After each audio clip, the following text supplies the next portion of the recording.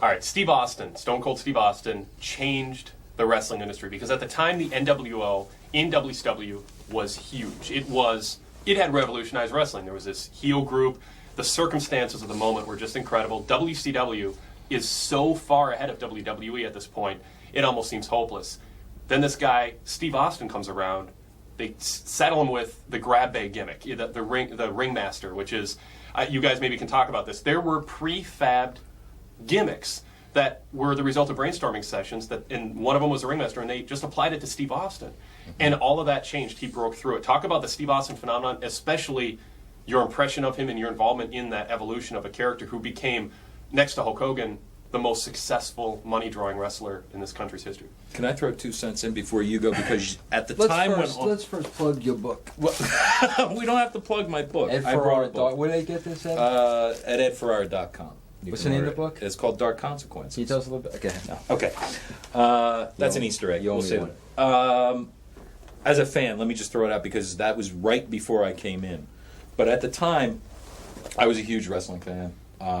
Working indies, watching as much as I could. I had bought Prime Star Cable just so I could get ECW programming from the East Coast because I was living in Southern California at the time. And Steve Austin was a guy who, when I was watching WCW, and this was when WCW was starting to come up and just pre-NWO, but when they were starting to get their stuff together, and I always looked at Steve Austin. I said, this guy, at the time, the way I put it was, this guy's going to be the next Ric Flair, in terms of the guy who had it, the guy who had the charisma, and who could back it up, and who could go in the ring, and who could go out there and look good against anybody, make anybody look good. And when Austin came into the WWE, WWF, first of all, I was ecstatic that finally, in my mind, he had made it to the show. Yeah. Because me being a lifelong WWF fan, growing up in the Northeast, that was all I knew, all I wanted, all I watched. And then when I saw him brought in as the ringmaster, I just held my head. I couldn't believe that they were going to blow this one. They assigned him, Ted DiBiase, to be his spokesperson because he couldn't cut a promo according to the powers that be at that time. Yeah. Well, you know, it's funny. Let me add a little insight to that. I never saw Austin at ECW. I mean, I didn't, but I was. I WCW. I saw him. I was a stunning Steve Austin fan. And you were in WWF when Austin was first there. Let's set that and I was a stunning Steve Austin fan with the long blonde hair. I always liked him, you know.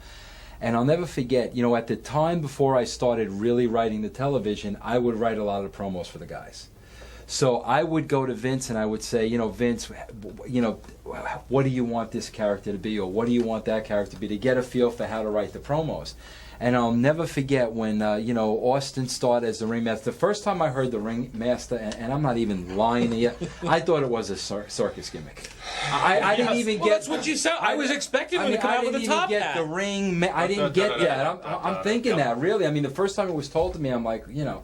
I was thinking the old Spider-Man villain, the ringmaster. Yeah, but anyway, I remember saying to Vince, you know, Vince, what do you want me to do for Steve Austin's character? Yeah. And I remember him looking me dead in the eye and him saying to me, Vince, he's never to speak, and if he does, he's only to speak in a monotone. Okay? So now the thing was, I had to go to the next TV and work with Austin. Yeah. And I had to tell him this. I said, you know, Steve, this is what Vince wants. And, you know, I got to be honest with you. At that moment, you know, he was bursting at the seams because inside was Stone Cold Steve Austin. Yep. But he did it. I mean, he was a professional, and as wrong as it felt, he did it.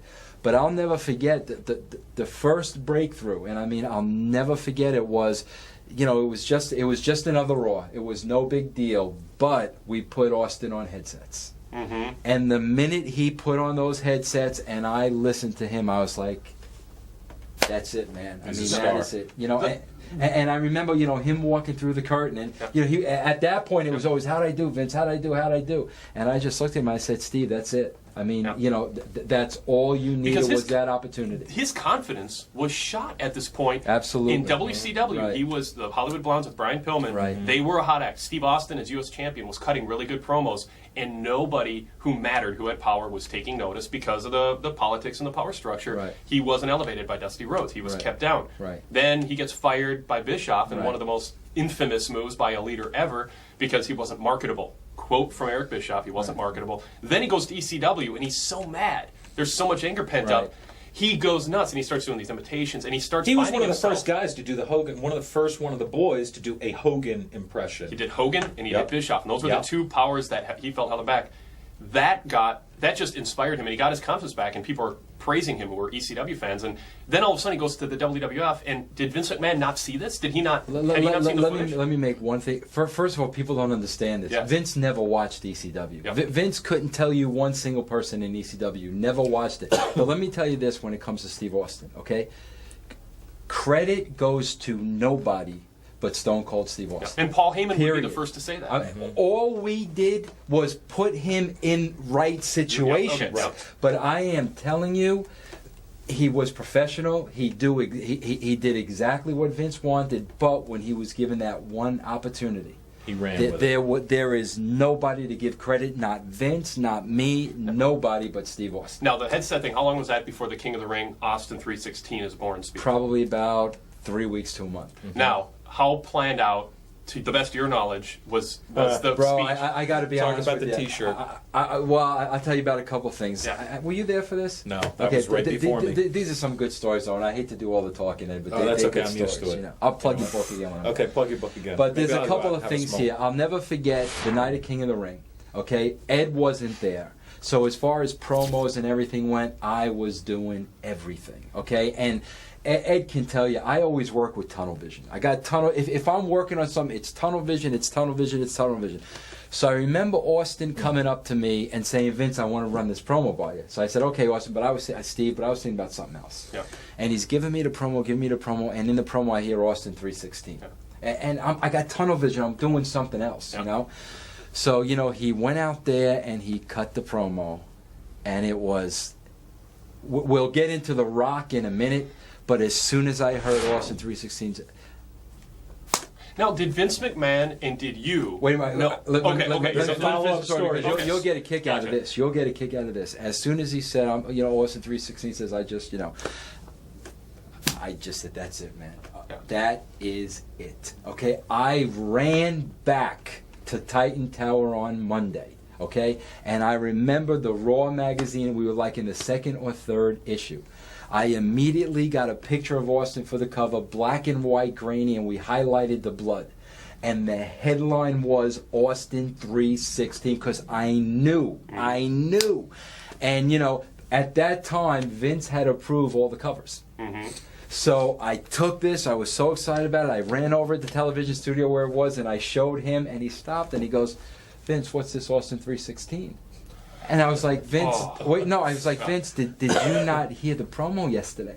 I said, Vince, this is it. Yeah. This is gold. And this is Monday afternoon, just the next day? Or even the next day, a Tuesday, couple days probably. after, a couple days after. Pay-per-view I Raw, I said, they drew Vince, back. this is it, And he looked at me, he says, Vince, I don't get it, I don't like it, take it off.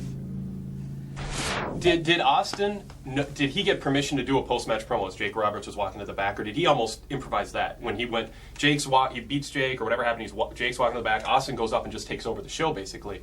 Was that part of it? Were you aware that he was actually going to cut a post-match promo? Yes, I was. Okay, so Yeah, that's Because he had run over Yes. the promo Yes. beforehand with him. But it was, It just blew me away because, like I said, when the words came out of his mouth, I knew. I mean, the T-shirts, the slogan. I mean, I knew it was gold, and Vince still wasn't getting it. Because I have to confess something, because Steve Austin, and I've never said this before, and I don't think he'd care now, when he was right when he went to ECW, he was out of WCW, he was frustrated. I did a long interview with him, it was in one of the Pro Wrestling Torch yearbooks, and we kept in touch a little bit. And it was a couple days before King of the Ring.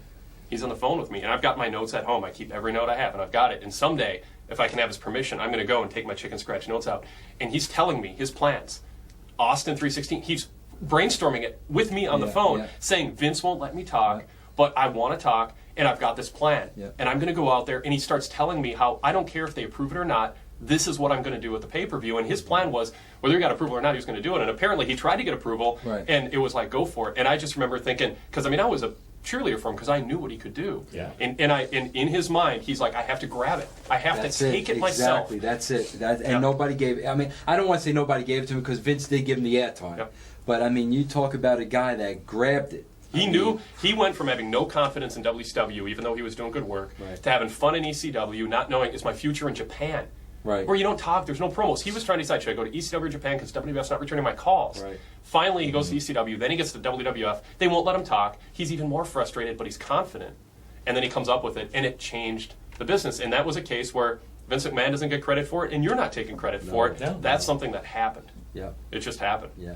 But you got to understand, he was smart enough to pull it off. Yes. Not everybody can pull that off. Yeah. That conversation he had with you, Yeah. he knew exactly what he was going to do, Right. Yeah. when he was going to do it, and nobody was going to keep him down. Yeah. So I mean, he was smart enough to be able to pull that off. Yeah. Well, it's a perfect example of what we hear so frequently about how, when you have the boys talking about, I didn't get a push, he's getting a push, I'm not getting a push, and it's just, it's true that, in the wrestling business today, it's not about getting a push. People don't get pushes; they get opportunities. Yep. And if they take the ball, run with it, and deliver, they Yep. will get more opportunities. If they don't, if they fumble, if Yep. they drop the ball, if they end up dropping it and kicking it, for 10 years, they're not going to get more opportunities. And Austin was a was right. guy Yep. who took that ball, ran it in for the touchdown, and that was it. And he didn't think he had anything to lose at this point. He knew he could do He more didn't than he have was being anything given to the lose. opportunity Yeah, to, nothing to lose. because that gimmick was saddled on was one of those stereotypical, and he had to break that mold, and he did. And that glass break, it's so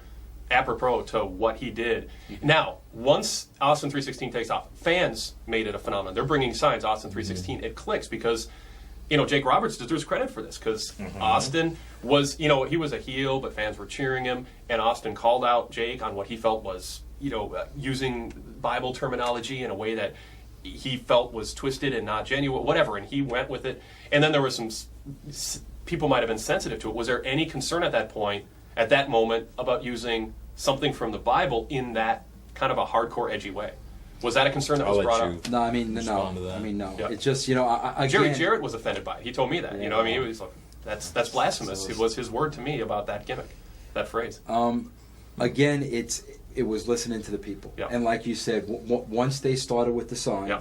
they want it, we're going to give it to them. Yeah. I mean, and that's really what it came down to. And it was a matter of still, but also not giving in to immediate gratification and giving it to them all at once, Right. because that was when the audience was really starting to respond. That was the moment that really marked. Even though, from your perspective, from Vince's perspective, the moment that put Austin on the map was when he put the headsets on for the first time. Yep. For the fans, that promo at the end of King of Ring and winning King of the Ring is what put him on the map. And then what solidified it was either the next pay-per-view or two pay-per-views later when he had the match with Brett.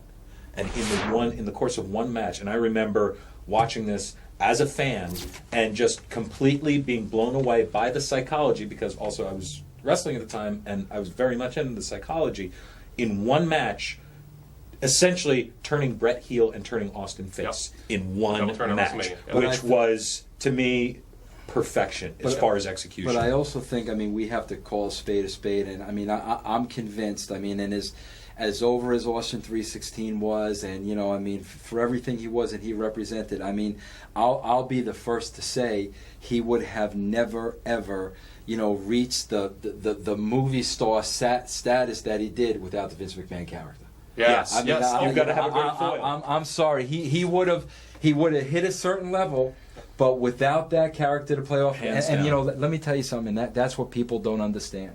You had two of the best in the history of this business, working an angle based on reality. Yep. The blue collar worker, the white collar boss, that affected and touched every.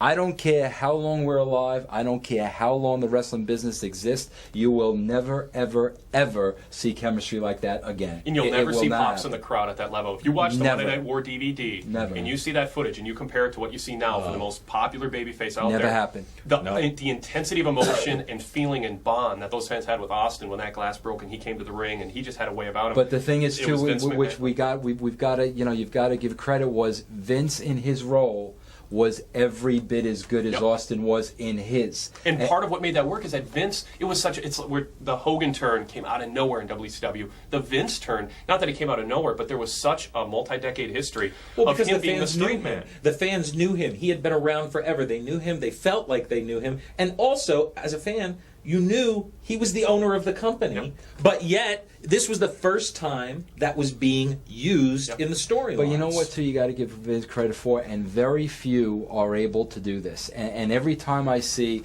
not only a wrestler do it, but every time I see an actress do it or an actor do it, I mean, I'm really taken by them. I'm really taken by people or actors and actresses that are able to laugh at themselves. Yep. Now, the thing that amazed me here was Vince McMahon probably has one of the top 3 biggest egos on this planet. It's probably Vince, Donald Trump, and throw whoever you want in there as a third. The Pick guy's got a anybody. huge ego, the body and, the whole 9 yards. But the bottom line was, for business purposes, for show purposes, for all the right reasons, he goes out in the ring, he wets his pants. And gets Yeah. just humiliated. Yeah. Yep. Now, you see, you've got to give him all the credit in the world for that, because, he was smart enough to realize what he had to do, Yeah.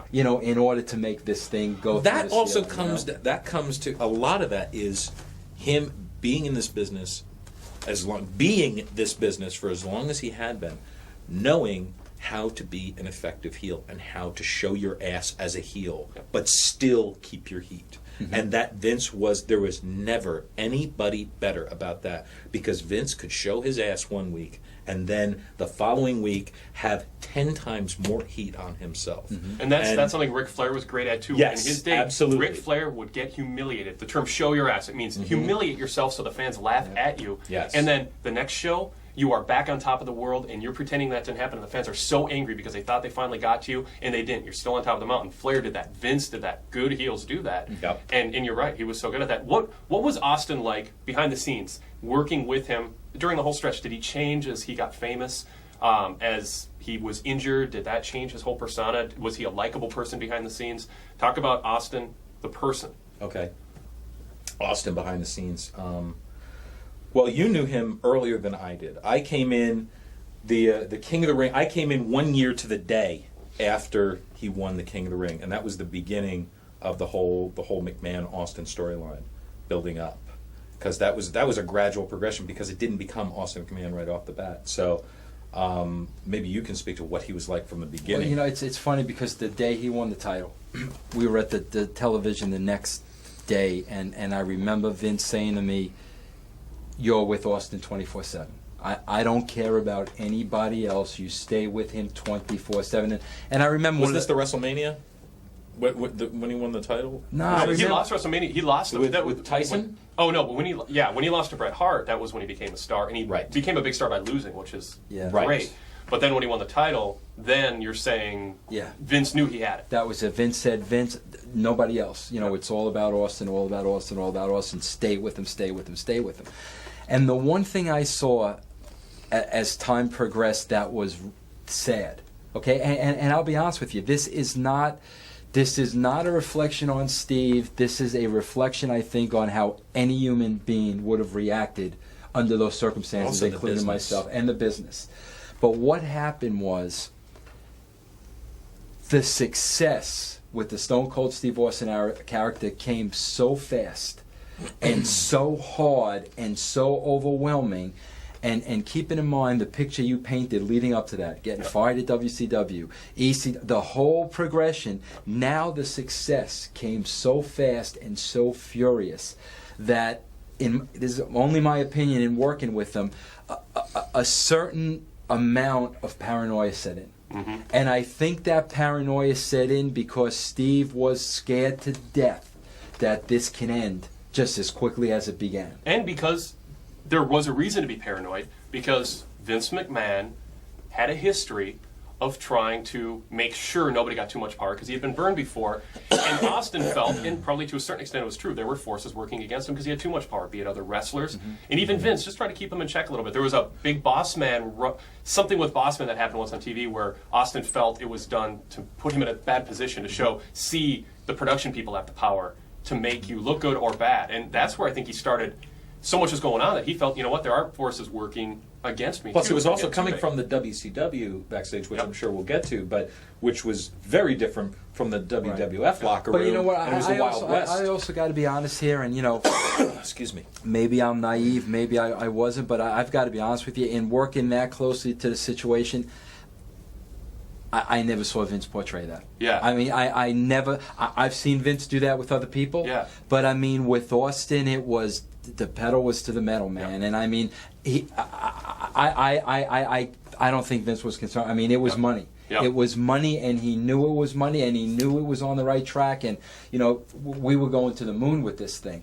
But unfortunately, like I said, I think there was just this feeling of it could all end tomorrow. Yeah. So you could see as the weeks grew by, as his popularity was growing, he became more and more paranoid. Whereas now you're trying to write a promo.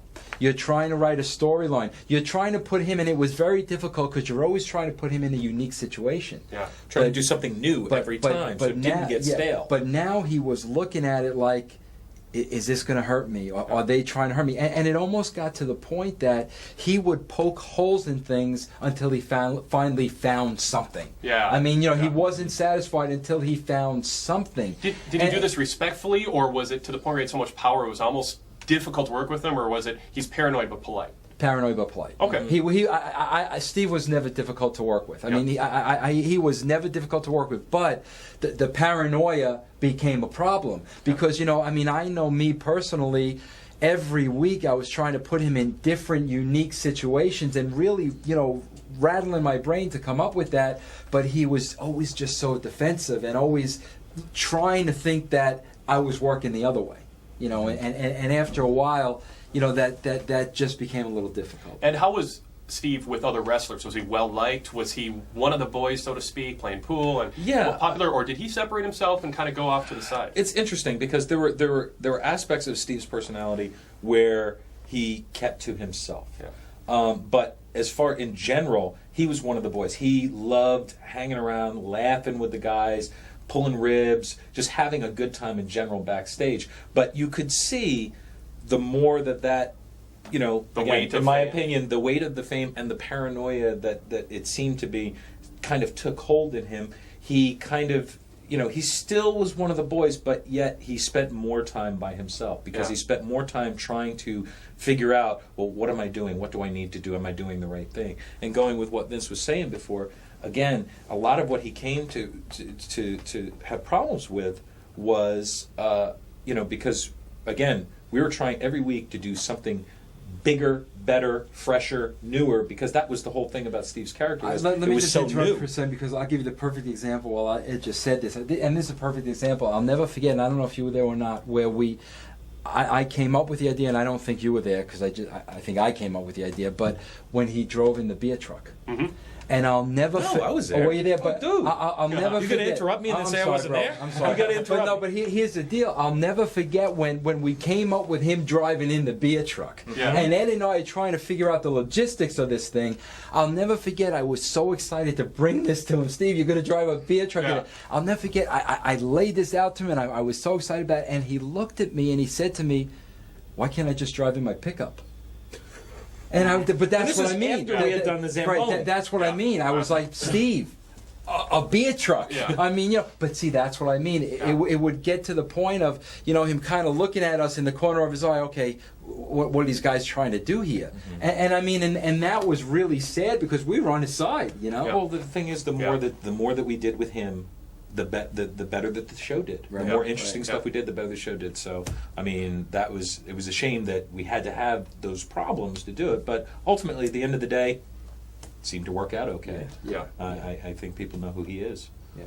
Vince, since you've been out of WWF, and when you were gone, a lot of people have said wasn't that influential. One of the things that they hear is scripting of interviews. And there's been different points of view on how much word for word or talking point for talking point ideas were presented to Steve Austin, to The Rock, to some of the wrestlers. Was there a difference? Were undercard guys scripted almost word for word? Were top guys given more leeway? How did that work? What is the truth on how that scripting worked out? It just depends on the individual. Yeah. Okay. I mean, that's really what it came down to. You work so much with this talent, you knew who could do what. Yeah. And a lot of it was some guys started with heavy scripting, and then you kind of weaned them off it. Okay. Some guys needed a lot of scripting at the beginning just because of the character, like Goldust or Val Venus. Yes. Yep. I mean, we had to script that to create the character, Yep. but that really is more of the personality that you're dealing with. Plus, also some guys preferred it. Right. Like Jeff. Right. Jeff Jarrett Oh, yeah, was to a this guy. day, he does To that. this day, Yeah. Jeff Jarrett was a guy who he wants you to write it out, and he goes off, and I don't know how he does it, but incredibly quickly memorizes it word for word, Okay. and he delivers it. But there are other guys like Austin who would just want. He would say, "What are my bullet points? Yep. What are my bullet points?" And he would make sure, and he would nail them. But a lot of that was real important at the beginning when you're Defining molding a the character. Like Okay. I mean, I remember when Triple H was just starting with DX. I mean, I probably wrote every word that came out of his mouth because it's just vital at the beginning stages. But week by week by week by week, as they get into the character, they wean off of it. Besides Steve Austin, The Rock was probably, if you had to pick two people out, without question, the other person who contributed to WWE being so hot for that stretch of time in the late 90s. Talk about the beginning of Rock. He's in the Nation of Domination, a group of wrestlers, and everyone's kind of noticing there's something special about him, even though as a babyface, as a good guy, he was booed by fans, and people were saying he's never going to be anything. He's too smiley and happy. He gets an NOD, he gets an attitude, and he starts getting noticed. How did he end up being pulled aside and getting a push as a top star? Who noticed it? How did that happen? Listening to the crowds.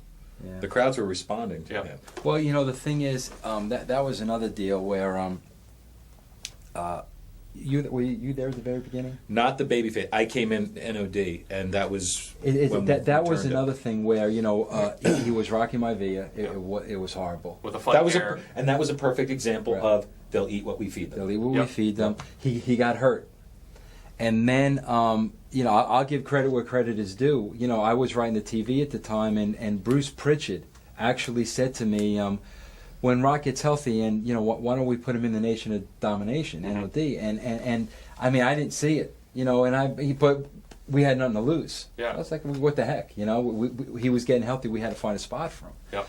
So we put him, in with the Nation of Domination, and of course, Farouk, was the main character at the time. And I just remember just watching Rock in the background and watching his eyes and watching his mannerisms. And again, He stole the scene. Yes. it's the Steve Austin story. Yep. Yep. It's the same thing, and people started reacting, and I'll never forget this. As I'm watching him, I keep, from somewhere, I was getting this vision of The Rock in the third person, The Rock this, The Rock that, The Rock this. But what kept me from going anywhere with it was I was a huge Don Morocco fan. Mm-hmm. And I kept thinking it's too disrespectful to Don Morocco. Who was known as Don the Rock. The Rock, Morocco. and that's all I could think about. But finally, I'll never forget it. It was we were at Monday Night Raw, and I went up to him, and at that time it was Dwayne, and I said, Dwayne, I said, there's just something that's with me, and I want to share this with you. And he goes, what? I said, why don't you just try to go out there and refer to yourself as in the third person? And he goes, what do you mean? I said, everything you say, it's The Rock says this, The Rock says that, The Rock said, The Rock, The Rock, The Rock, The Rock. And he just looked at me, he goes, okay, I'll try it. And it was, he literally was going out in a half an hour. Yeah. So, it's a Steve Austin moment. He went out there and started referring to himself as The Rock. And I'm sitting in the back and I'm saying, Yep. I remember seeing the same thing and thinking the same thing. There's something but here. again, let's make one thing perfectly clear, okay? It was all him. Yep. Yeah. I mean, I could have said those words to 50 other guys. Yep. It was all him. And let me tell you the one thing about The Rock where I've said this and I'll say it again. I don't think there's going to be another star in the history of this business that is bigger than The Rock. And the reason being, in my opinion, the thing that was so much different about him, you know, people have charisma, people have good looks, people have all these things. Yeah. But the thing that was different about him was he was so much smarter than everybody else.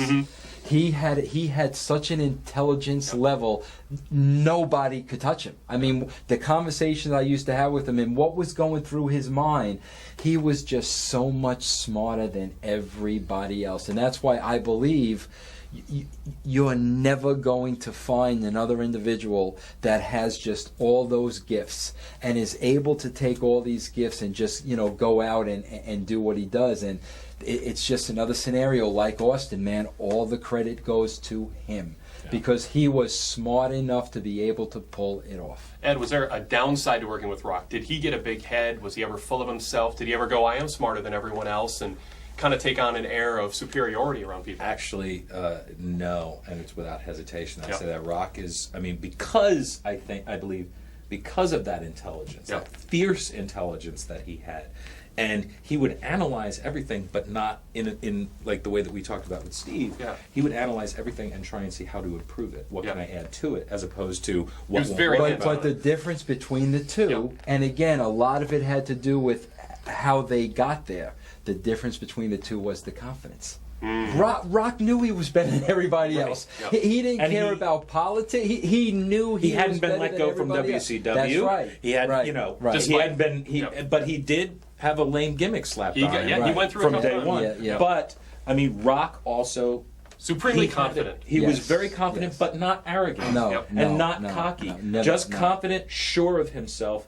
And I mean, he was always so easy to work with. He was such a pleasure to work with because it was literally working together and working, you know, with him to get the best we could out of him. Is it safe to say you looked forward to working with Rock more than Austin just because it was more of a... It was less of a tug of war. Okay. With Austin, it was always ultimately, at the end of the day, it was all for the best, you know, in the best interest of the product.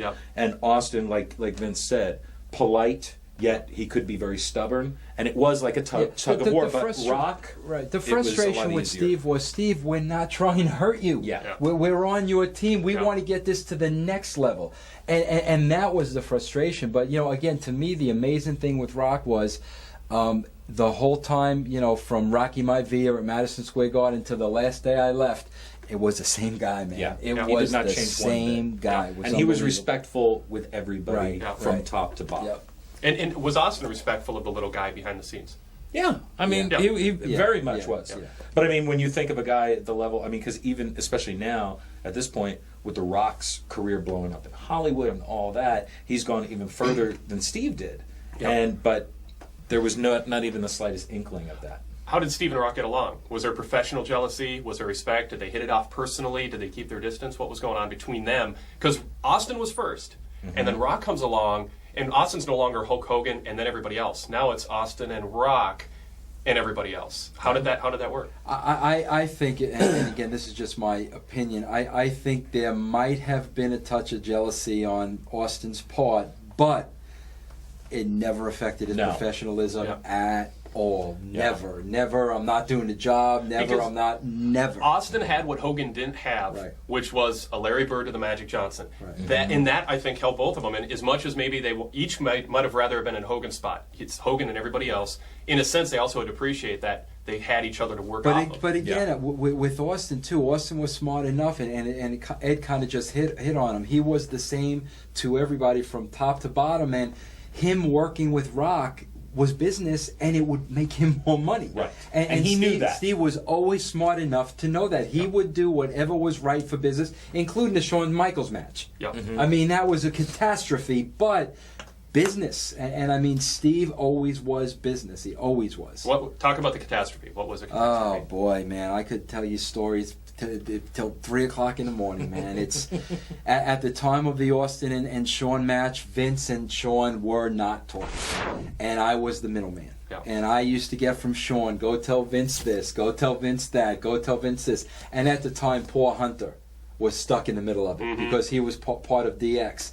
But man, at that time, you know, Sean was at just such a bad place, man. And he'd be the first one to tell you today. It's all on record. He's There's talking about no question upsets about and it. his downs. But he was at such a bad place. But there's one thing I want to say is we talk about Austin and we talk about Rock, and you know, I've talked about this in my book. To me, the most talented performer I ever worked with was Shawn Michaels. Oh, overall or in the ring? Or everything? Overall, Yep. because Shawn didn't have the gifts of Rock. Yep. He didn't have the gifts Rock had. But when it came to being a star, I mean, to this day, I'll still say he was he was the biggest star that I ever worked with. And I had such a love-hate relationship with Shawn. I mean, that's a guy that I wrote a lot of his stuff. Yeah. And, you know, he would come to me a lot, but a lot of it was love and hate.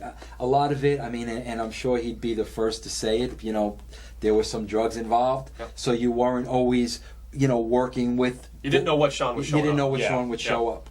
But, I mean, as far as talent, I mean, I just, to this day, I think the guy's incredible. Now, DX, Triple H, the rise of Triple H, he's this third element in the boom period of WWF.